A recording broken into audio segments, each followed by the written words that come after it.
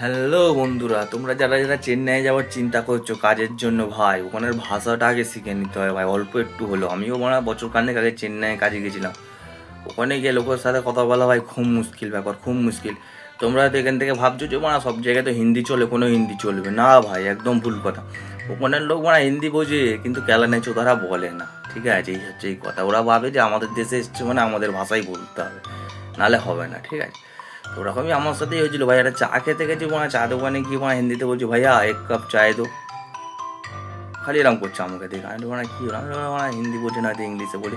আমি one T বলছে টিয়া। আমি আইলা ওরা টিয়া পাখি নিয়ে আমি কি করবো রে ঠিক আছে?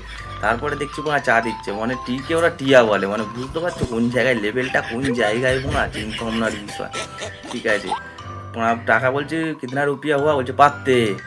পাতা দিয়ে কি চা দেবে নাকি, যেটা পাতা দিলে এক কাপ চা ফ্রি?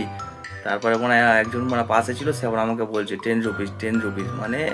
চিন্তা ভাবনাটা বুঝতে পেরেছে তো কোন জায়গায়। ওই জন্য বলছি একটু অন্তত ভাষা শিখে চেন্নাই কাজে যাও ওরা। নাহলে তামিলনাড়ু চেন্নাই যেখানেই তুমি যাও, একটু না ভাষা শিখে গেলে মহা মুশকিলে পড়ে যাবে তুমি।